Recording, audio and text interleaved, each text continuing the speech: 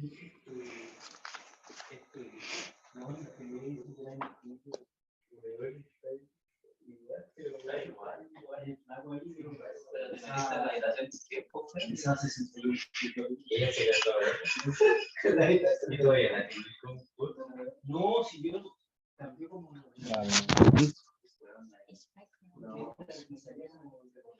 you hear that in the, where can I go?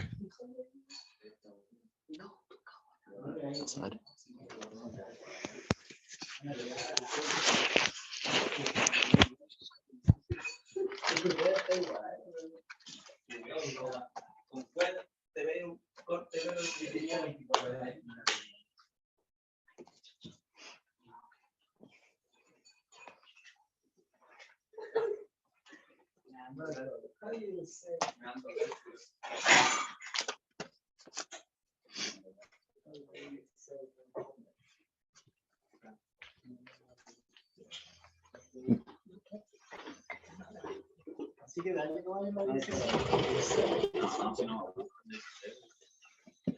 Thank you.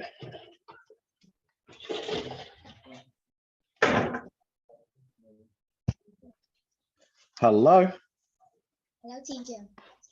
Hello, Min. How are you this evening? I'm very good. Good. So there's a lot of people around the house at the moment. And it's a bit noisy, so I've just moved outside so I can hear you a little bit better. Okay. So our topic for this evening is cooking.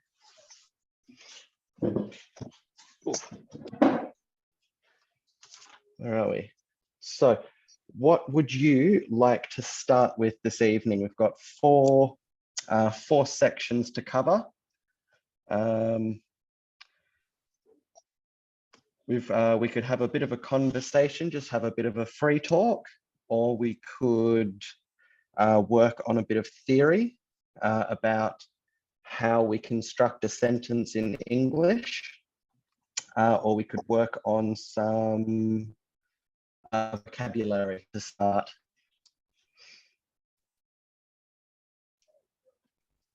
What would you like to get started with? I would like to get started with a free talk. Free talk? Yeah. Okay, so cooking. Tell me a little bit about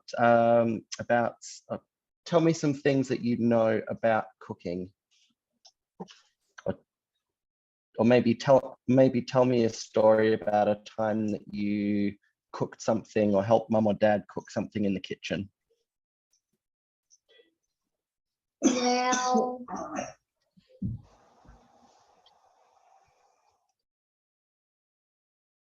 last year I helped my mom.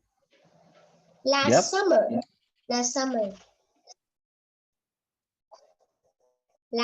and then I was at home alone with my sister, my little sister. Yep. Was that the princess that I met last week? Yeah, but she's outside with mom. Ah. So you were helping mum cook last summer. What did you help her cook? Last summer I was at home with my little sister, so my mom and dad goes to work. Yep. They locked the door, so we couldn't go outside. Keeping you safe, that's good. After that, I decided to cook for mom and dad. You decided to cook what, sorry? I decided to cook for mom and dad. Very nice. And what did you decide to cook for mum and dad? I decided to cook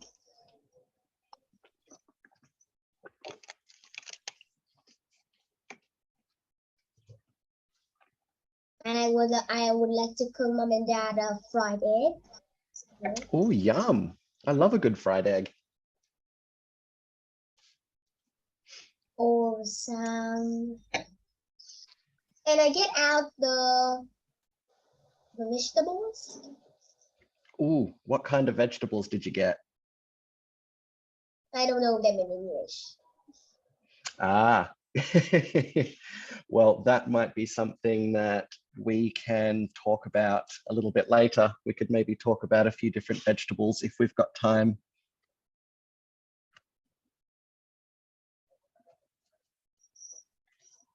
So talk to me about how did you fry the egg? Well, fry the egg. First, I need I don't know how many eggs I put. 4 eggs. You needed to what, sorry? I need first I need eggs. You do. My dad sometimes make fried egg with 7 eggs. You makes fried eggs or what, sorry?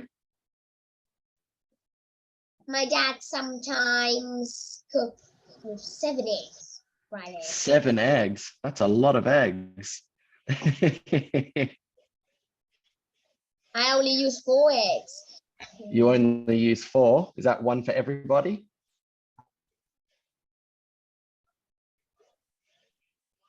No, it's not. I made a whole big one with 40 eggs. You made one whole big one with 4 eggs. Yeah. You must have a big appetite.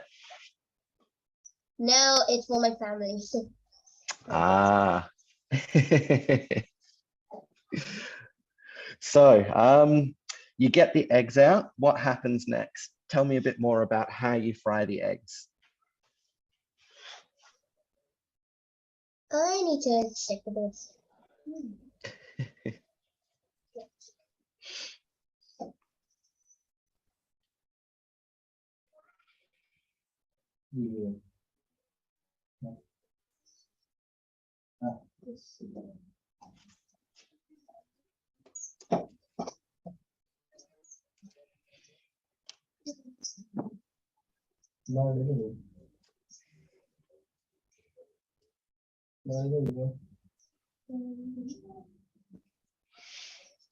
Mang lấy vào đúng bên bàn luôn.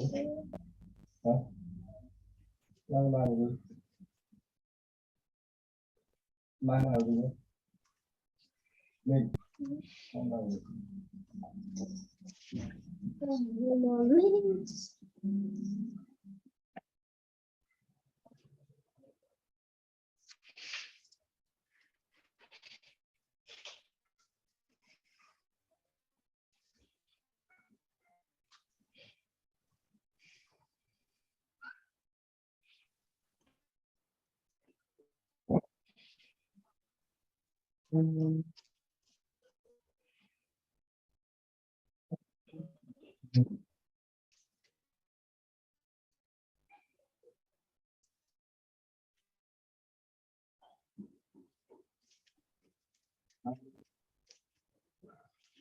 Gì? Cái gì đi? Để mà gì?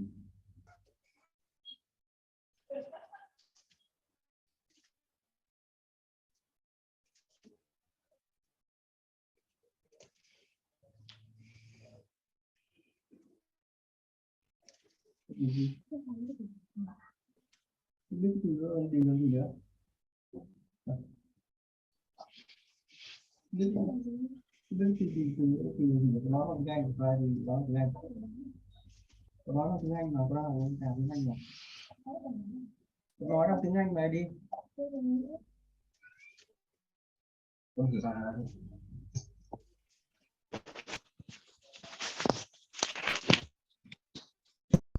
Welcome back.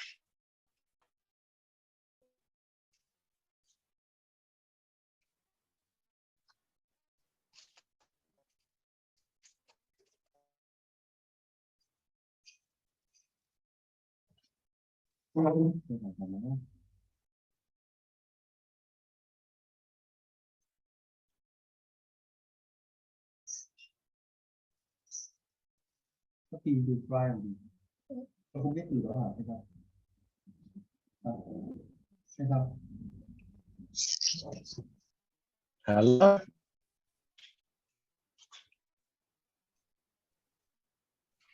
Can you hear me? I can hear, yes, I can hear you. Cool. Mm.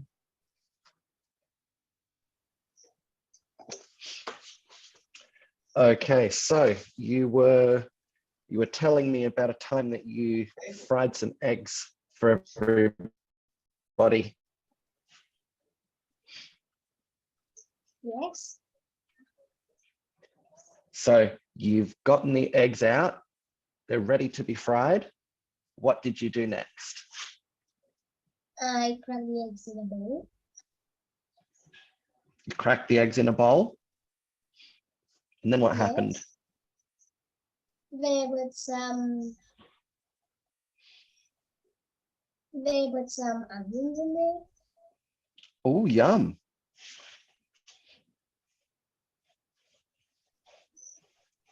And then what Then happened? I put a little bit of fish sauce. So we've got some onions and some fish sauce mixed in with the eggs. Yum. What else? Yes, and then I mix them. Mix them all together. And then I pour it in the pan Cool. and I fry it. Yum. So did you put anything in the pan while it was heating up? Did you use any oil or butter? I only used oil with onion. Nice, because we don't want the eggs sticking to the pan. Very good. So we've got onions, fish sauce, and egg frying in a pan with some oil. That sounds like a tasty little meal, Min. And then what happened? What happened next after you fried the eggs? Then my mom and dad came home and fried the rest for me. Very nice. And then What did- they put, and then they used a chopstick, a pair of chopsticks. To And what flip, did they use those chopsticks for? To flip it? yeah, to flip the egg to make it smaller. Okay. Then they flip the egg with the splat. I don't know. A spatula. Yeah, spatula. Cool. Then And what happened next? Then they put the egg in the plate. So they served it up.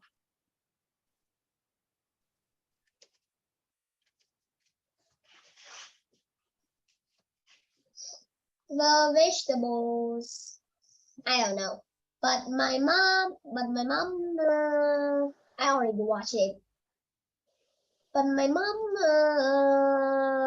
cooked it. Yeah. Very nice. So we only have a dinner with fried egg and rice. Fried egg whites. Rice and Rice. and vegetable. Yeah. That sounds like a delicious meal. Anyway.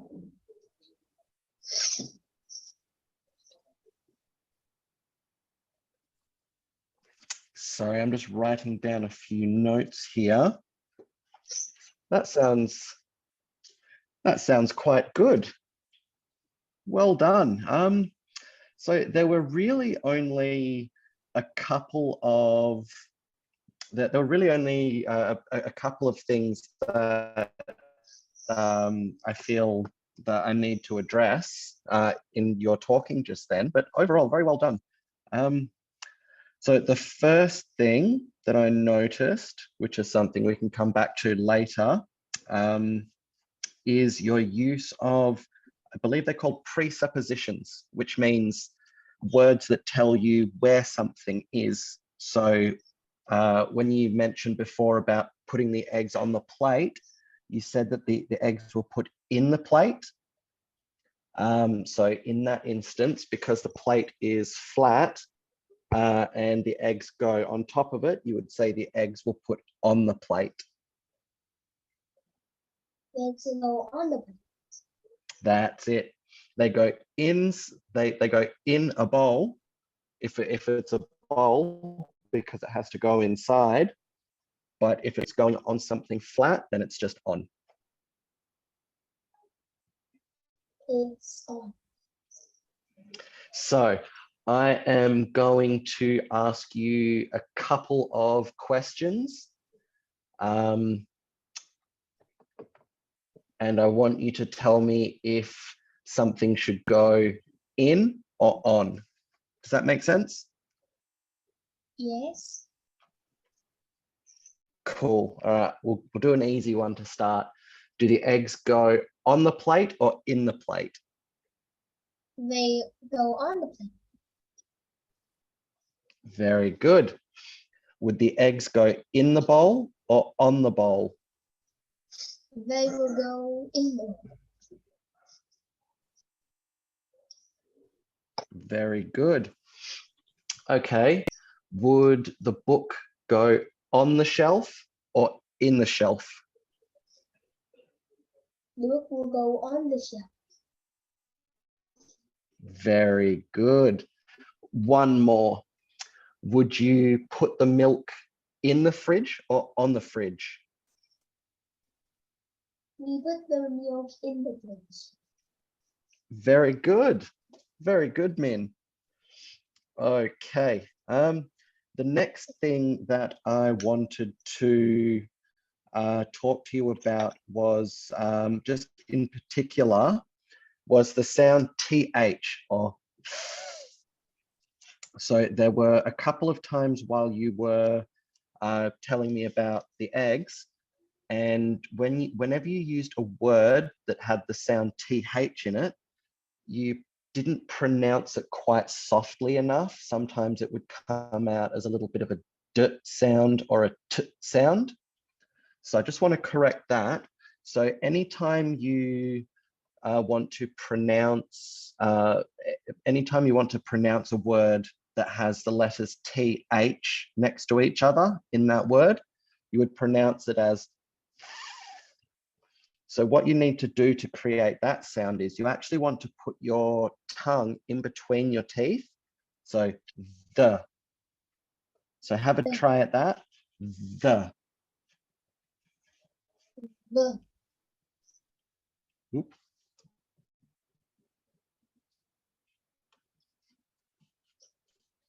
Sorry, the video just froze up. Ah, there you are, you're back.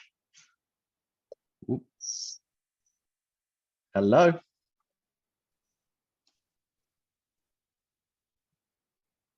Min?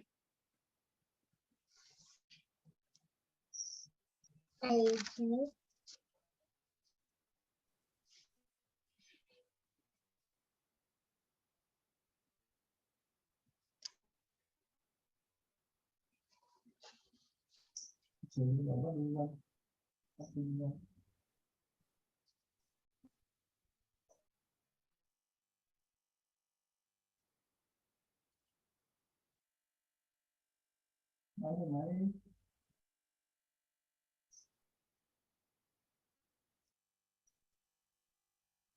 reasons.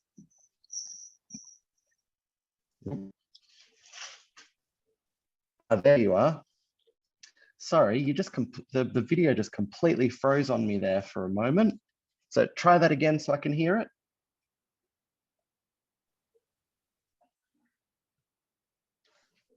So we're looking to create the sound the or TH.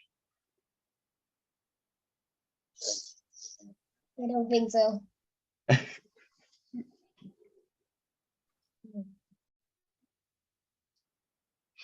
So yeah, so when we create that sound, I'm just trying to just trying to show you how to do it without sticking the camera right in my face. But you really want to just get the tip of your tongue. So the tip of your tongue just in between your teeth. So it's, that's it. And then, so to create the sound, you don't actually want to speak. So you don't want to go, well, you can, but to create the soft version of the sound, you just want to just breathe softly. So it's just,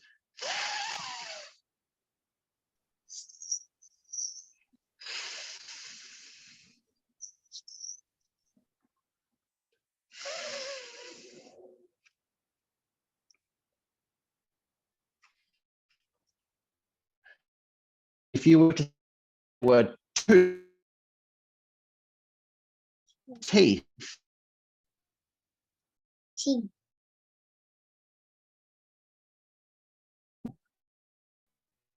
hold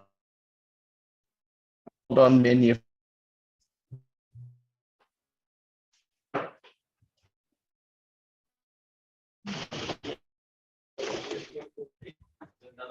The, Do you have internet? yeah, I've got, I'm hotspotting from my phone.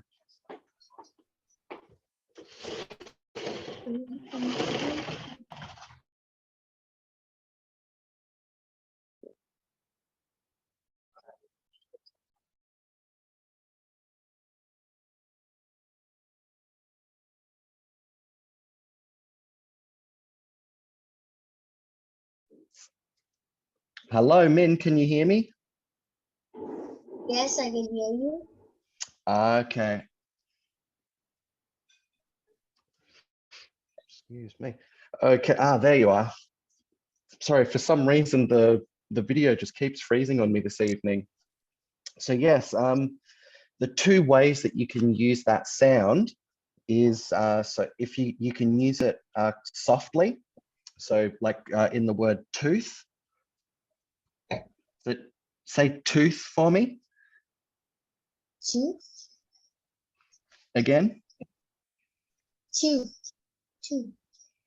Two. Tooth. Two.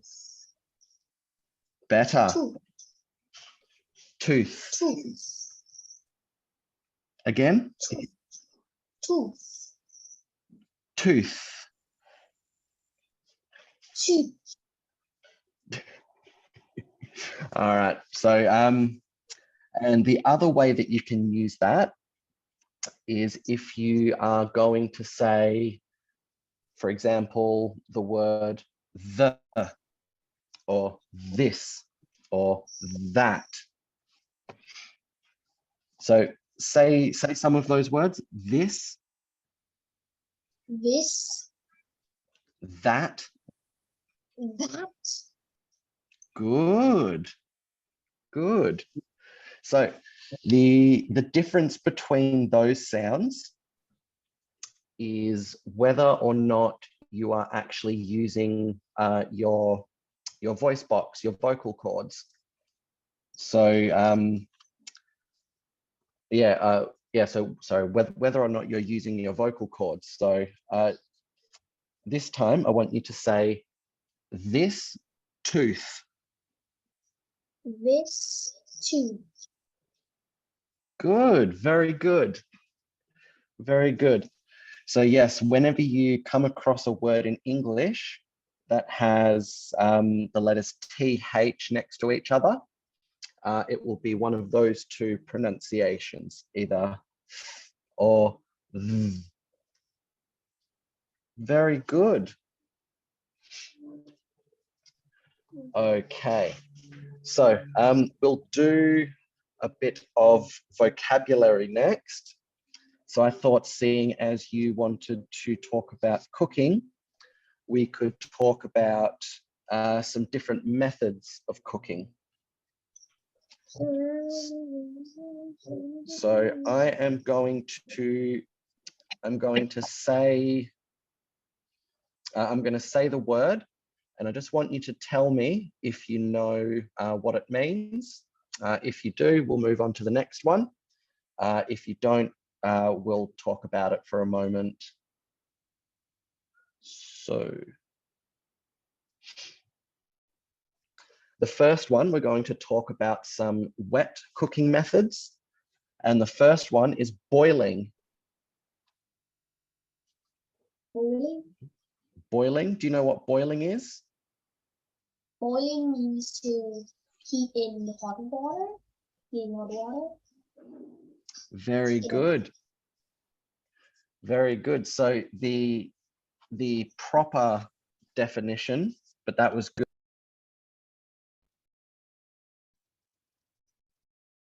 Where are you? Let's see. Yes. Let's see.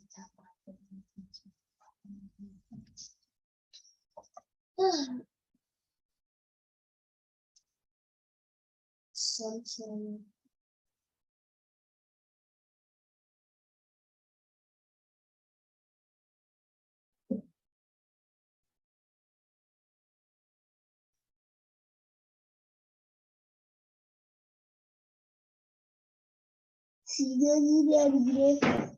I'm back.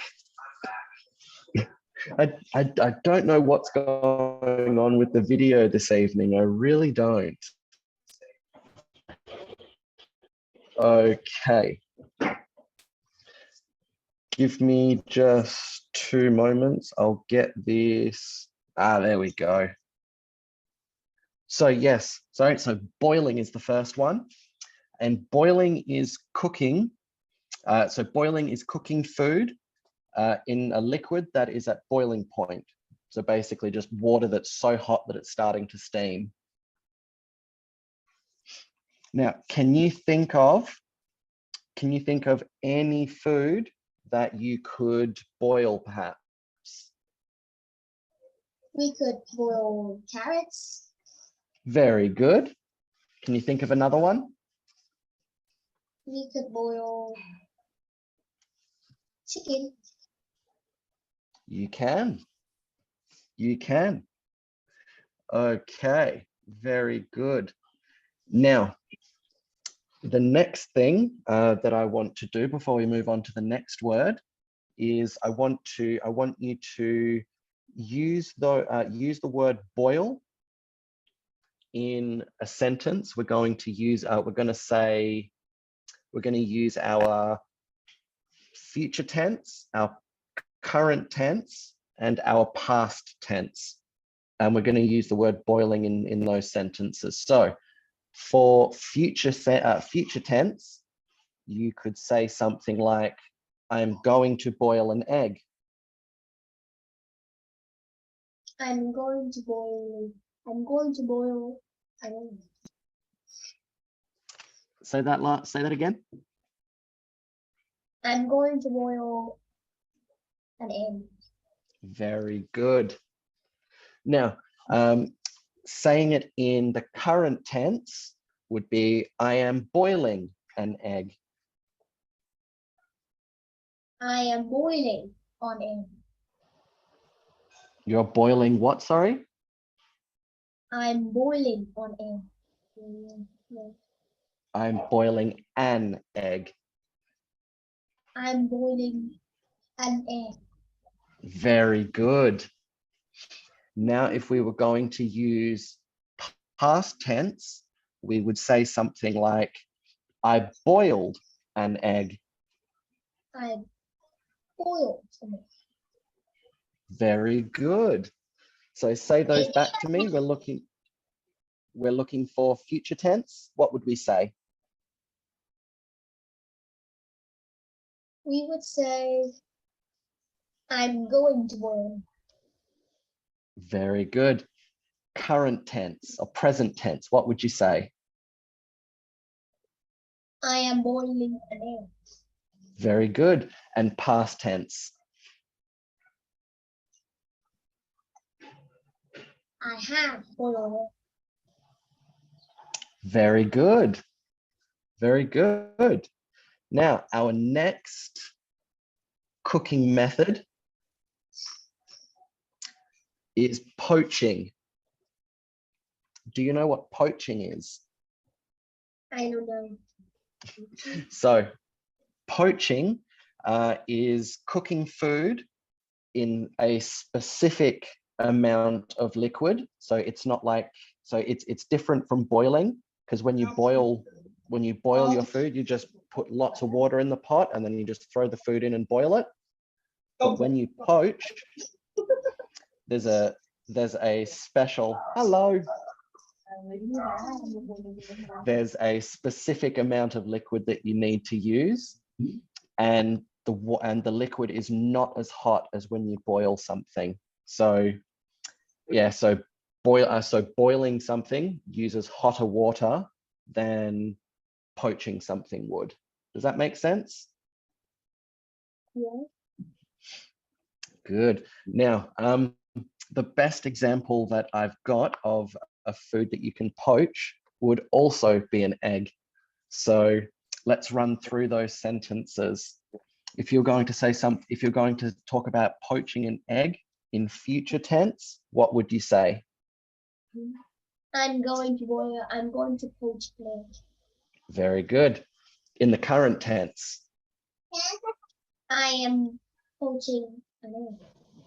very good. And past tense, I have poached an egg. terrific. Well done. Okay, steaming. Do you know what steaming is? I don't remember what steaming is. Pardon? No, I don't know steaming. Okay, so you know when you are boiling water and it gets that hot that that steam comes out of the top of the pot?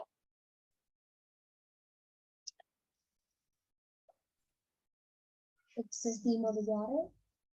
That's it. So when water gets that hot that it evaporates, or another word for it, which isn't entirely correct, but it gets the point across, would be when the water gets so hot that it basically disintegrates and it starts coming out of the top of the pot. That's what steam is. And you can use that to cook food. So you could steam vegetables, for example. You could steam some carrots or some green beans. Or some radishes, right? I don't actually know about radishes. I don't cook with them all that often. I think radishes are usual. I don't know enough about radishes to comment on that, but we will find out about radishes. Now, let's use steam in a sentence. So if you were talking about steaming in the future tense, what would you say? Steaming vegetables.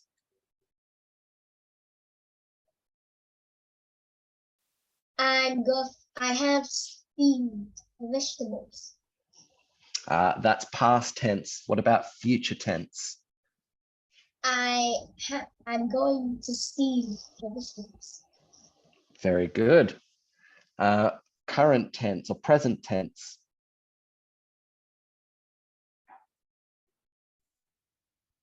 I am steaming vegetables. Very good. And now past tense. I have steamed the vegetables. Terrific. Well done. Where's our next one? Oh. Stewing. Do you know what stewing something is? I don't know anything about stewing. Stewing. Stewing? That's it. STEWING. Stewing. Well, I don't know about stewing. Stewing. It is absolutely, it makes incredible food, like some of the best tasting food you'll ever eat. So stewing is the slow cooking of food that has been cut into smaller pieces, and it gets cooked with the minimum amount of liquid possible. So we don't want to drown the food. We don't want to put too much into it. And then when you serve the stew, the food and the liquid are served together. So it's kind of like, it's very, very similar to a soup. So what type of meat do you like eating? Well, I like to eat chicken. Chicken. What else do you like? What other types of meat do you like to eat? I also like bacon Bacon. What else? or beef. Ah, beautiful. Now, beef is the most commonly stewed kind of meat. So for our sentences about stewing, we will use beef as an example. So in the future tense, how would you say it?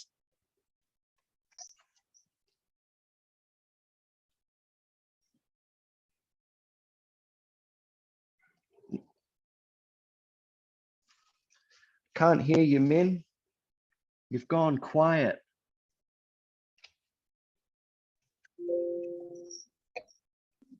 I'm going to stew the beef.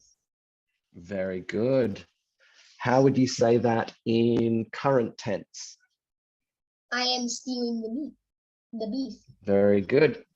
Very good. And future tense, so past tense. I have stewed the beef. Very good. Very good.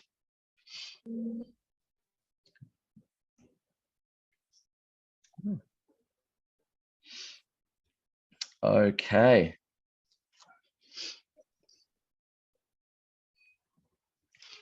Okay, our next form of cooking is braising. Have you ever heard that word before? Braising? Braising? Do you know what that means? No, I don't know what that means. Okay, so braising is a method of cooking in the oven, but unlike roasting or baking, the food is cooked in liquid in a covered pan. So basically you would get a big joint of meat and you'd put it in a pan or a casserole dish, and you would cover it in liquid, and then you would make sure that that has a lid on it, and then you'd put that in the oven, and that helps keep the meat extra juicy and extra tender. So, do you like pork? Yes, I like pork. Yum. So we'll use pork for this example. If you were going to talk about braising in the future tense, how would you say it? I am going to braise the pork. Very good. How would you say it in the current tense? I am braising the pork. Good. And how would you say it in the past tense? I have braised the pork. Very good.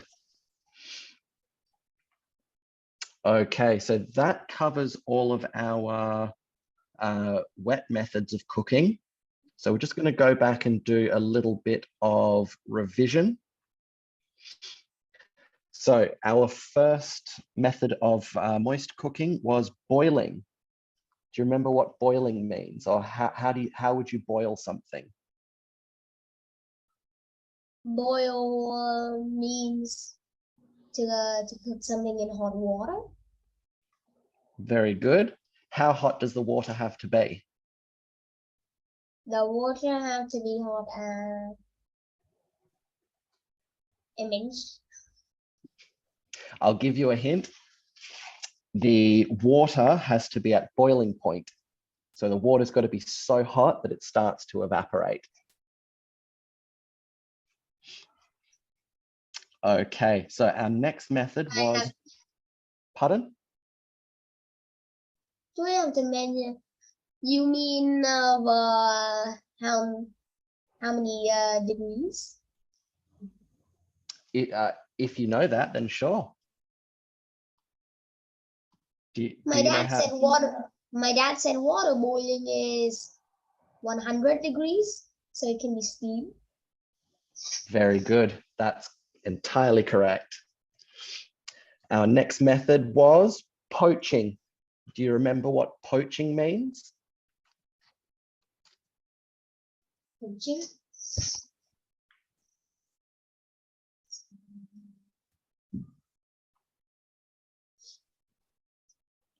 Do you remember what poaching was? No, I don't remember what poaching was. Okay, so poaching is very similar to boiling, except the differences are the amount of liquid used. So rather than just filling up a pot with water, you would use a specific amount of liquid to poach in. And the other difference is the temperature. So when you poach, excuse me, when you poach something, it doesn't want to be as hot as when you boil something. So poaching is below boiling temperature.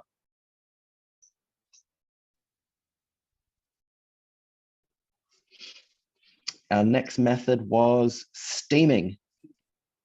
Do you remember what steaming was? Steaming is like the water evaporates in the air through a hole in the pot. That's it. And then you use that hot steam to cook whatever you're cooking. So most of the time, I think it's just vegetables or steamed buns. But yes, very good. Do you remember what stewing was?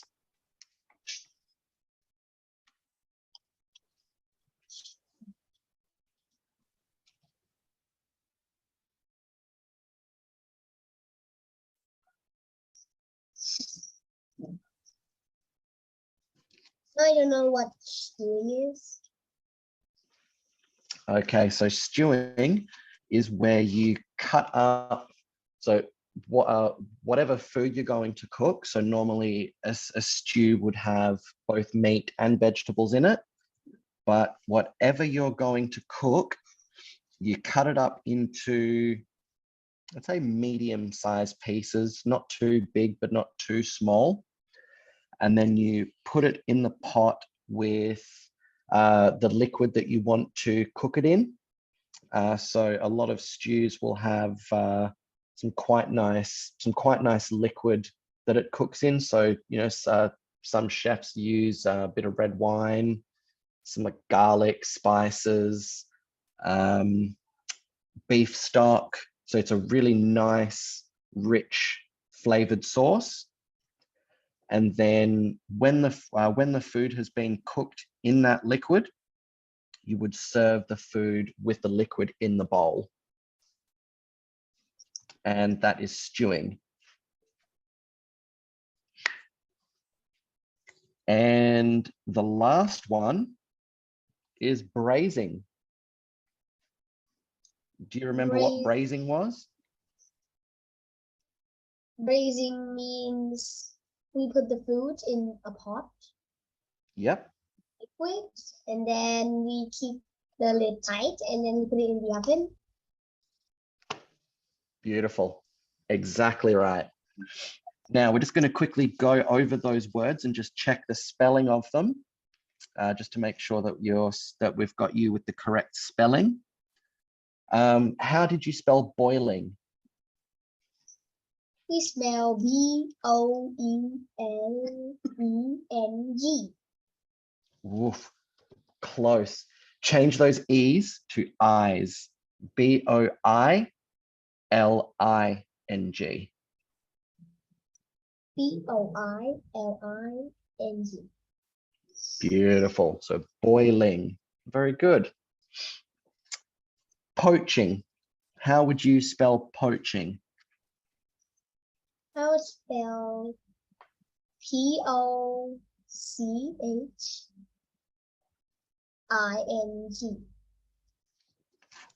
So close, you're just missing one letter. So after the O, but before the C, there's an A.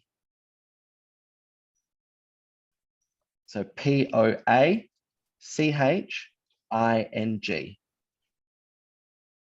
Poaching. You've gotten pretty close with both of those so far. You're doing good. Okay, our next word was steaming. How do you think you would spell steaming? I would spell STEAMING.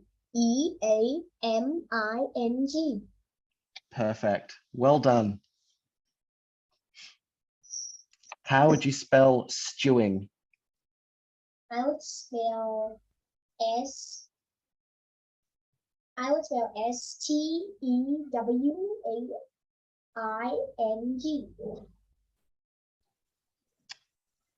I think I heard that correctly. Just spell it one more time for me. STEWING. Perfect. And braising. How do you think you would spell braising? I would spell BRAISING.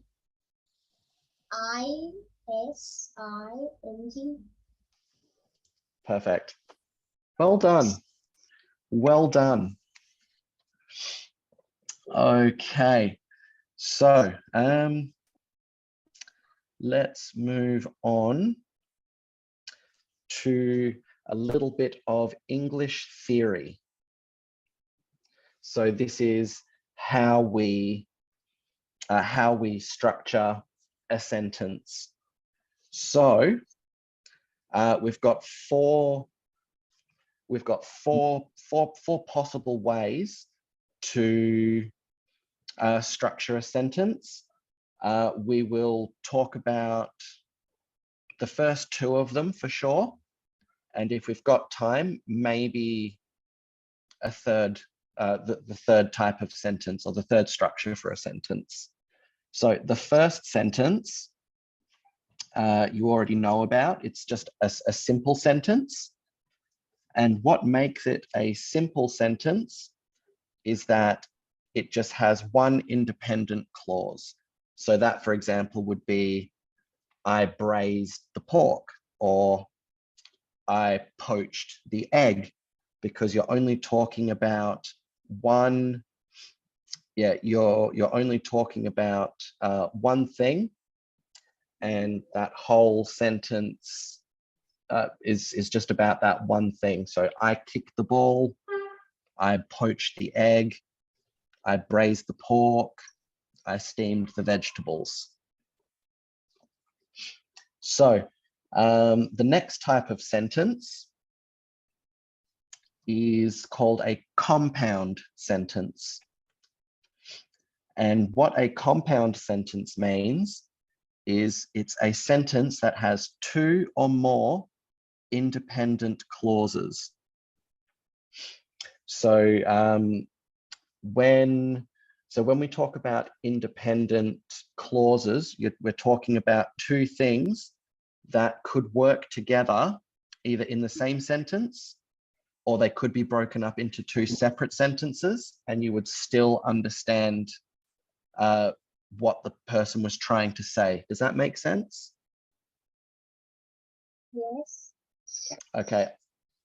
I'll give you an example. So sticking on the topic of cooking, I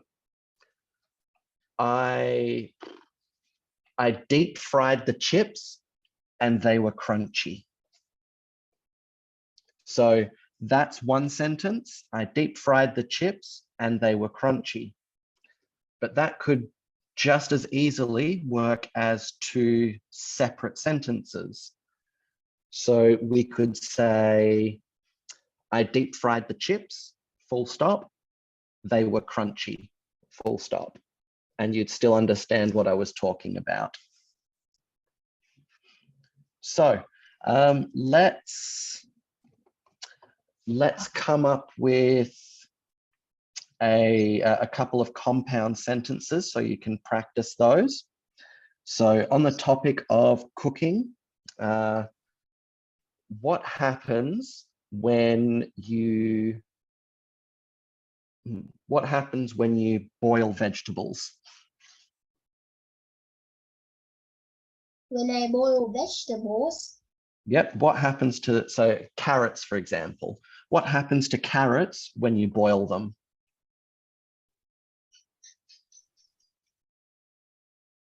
when I boil the vegetables, Yep. I saw the carrots getting darker. But what happens to them? So if you eat a boiled carrot, what is different about it than if you were just to eat a raw carrot? Maybe it's a bit softer. Or it's tastier. It's tastier. Okay. So that's a good one. So we've got our two independent clauses there. So the first one is I boiled the carrots. And the second independent clause is they got tastier. So how would you say those two bits of information in a compound sentence?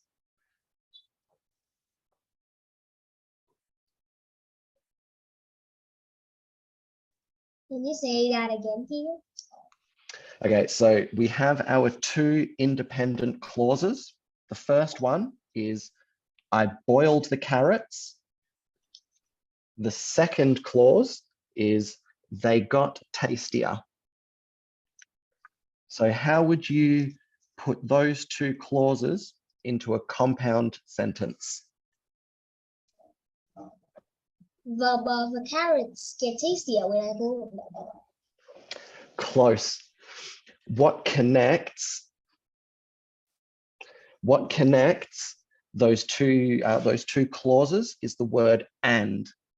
So you would say, I boiled the carrots and they got tastier. I boiled the carrots and they got tastier. Very good. Very good. So let's think of another few compound sentences that we could say about cooking.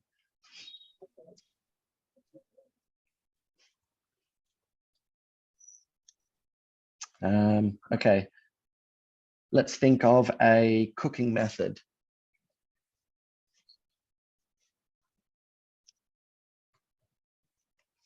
Pick a cooking method. What would you which cooking method would you like to make a sentence about? Compound sentence here. Pardon? A compound sentence.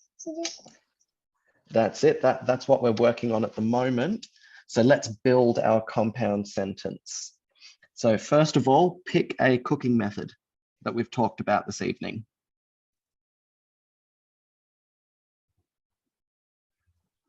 So I stewed the beef. Very good. And now, what happens to the beef when it's been stewed? When I stewed the beef, and it gets tastier. Good, good. So just to increase the vocabulary that we use in these sentences, another thing that happens to beef when you stew it is it gets more tender. It gets softer because cooking it breaks it down and makes it nice and tender, so that when you put it in your mouth, you're not chewing on it like. Just makes it nice and tender. So how would we say that? I stewed the beef and? I stewed the beef and it gets tender. Good. Very good. Very good. Okay.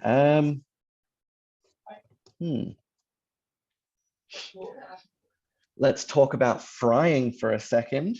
We'll come up with a one more compound sentence. We'll talk about frying chips. So what happens when you deep fry chips? When I deep fry chips, the chips, and they get darker color.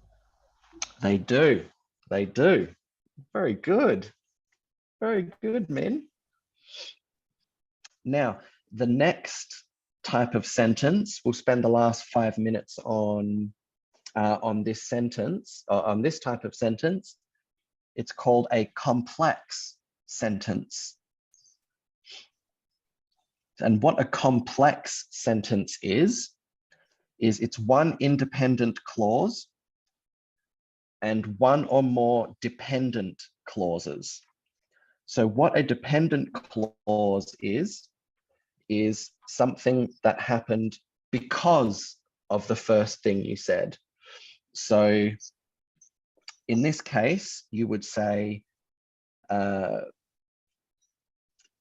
chips got darker because I deep fried them. The chips got darker because I deep fried them. Very good. So let's go back to a few of the other sentences that we used before, and we'll turn them from compound sentences into complex sentences.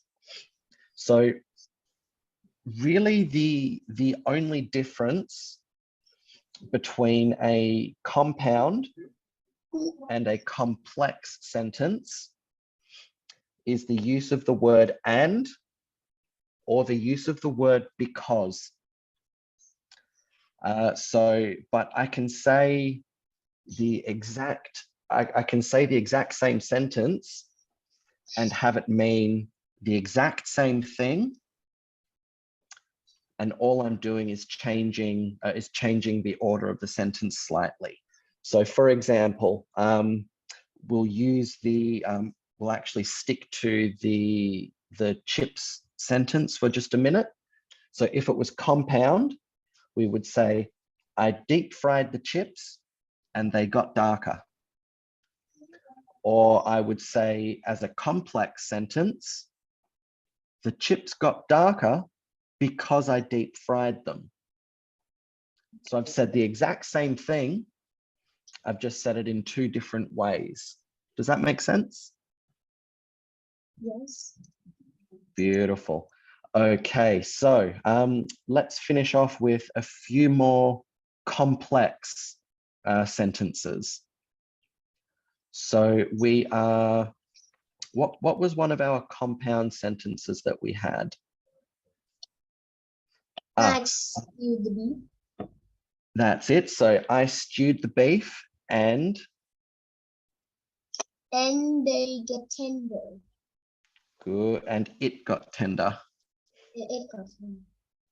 Now, how would you turn that into a complex sentence?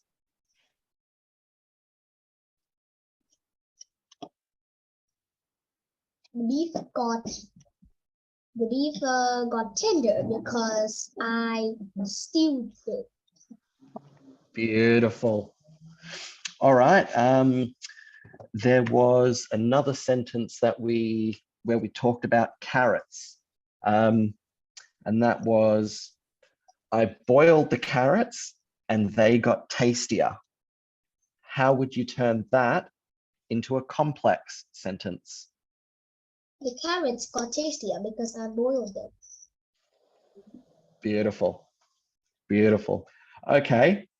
This time, without any examples, I want you to come up with a complex sentence.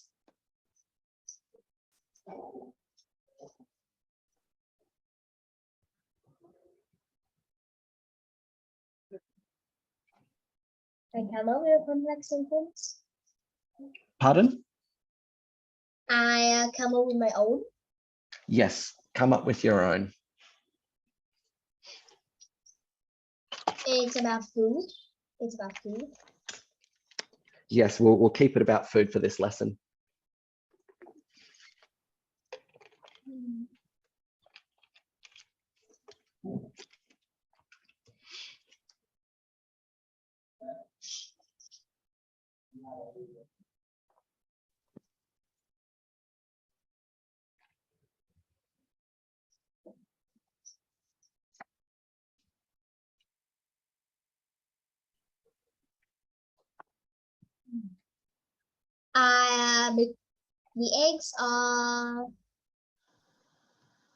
The eggs are dark color because I fried them. Very good. Very good. He's moving around. Okay. Give me one more. And actually, I've changed my mind this time. It doesn't have to be about food for these last couple. But first of all, I want you to give me a simple sentence.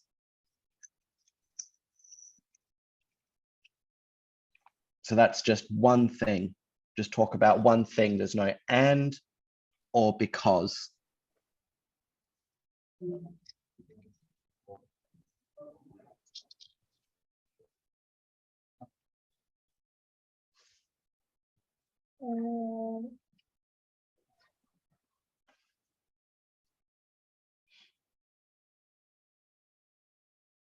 So just a simple sentence with one independent clause.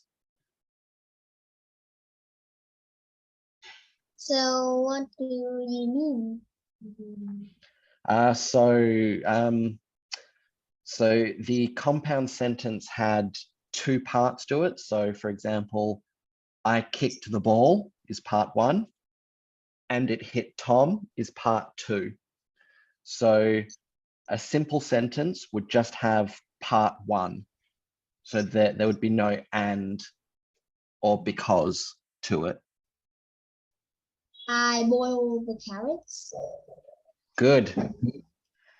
Give me one more simple sentence.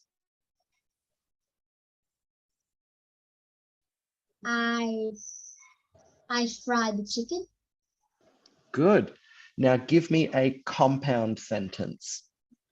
So that is a sentence that would, for example, you have the word and in it.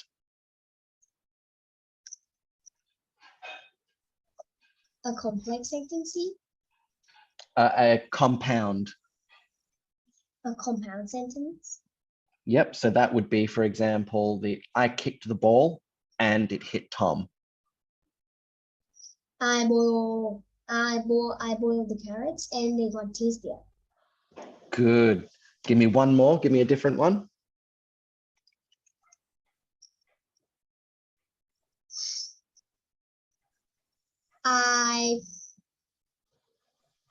I braised the chicken and it got tender.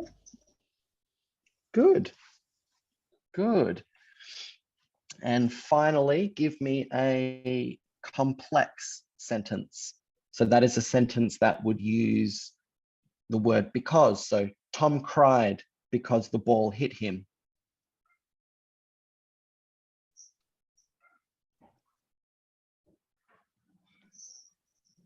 The carrots are tasty because I boiled them.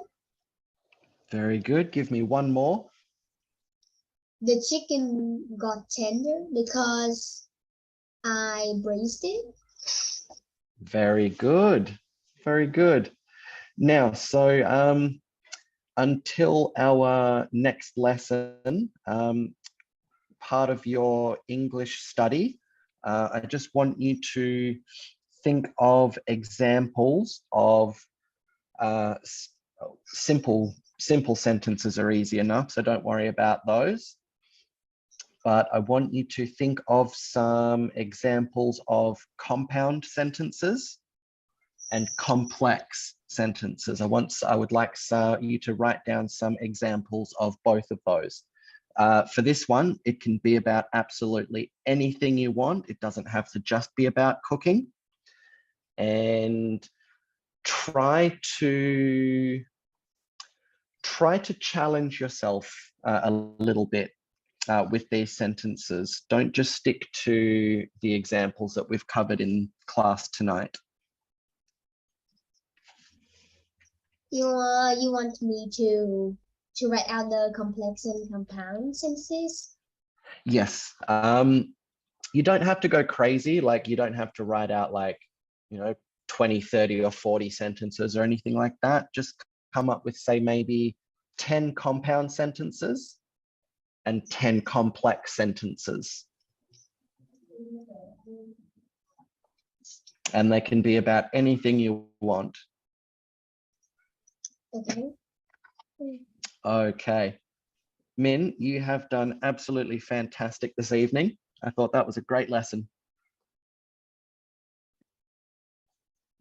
So your mum and dad will be in touch with Dorothy to book your next lesson in. And when they've got that confirmed, I'll see you whenever they've booked it for. Hi. Hello. So have a lovely evening, guys. Make sure you get a good night's sleep, and I'll see you when the next lesson's been booked. Bye. Teacher. Bye, guys. Bye, teacher. Bye-bye.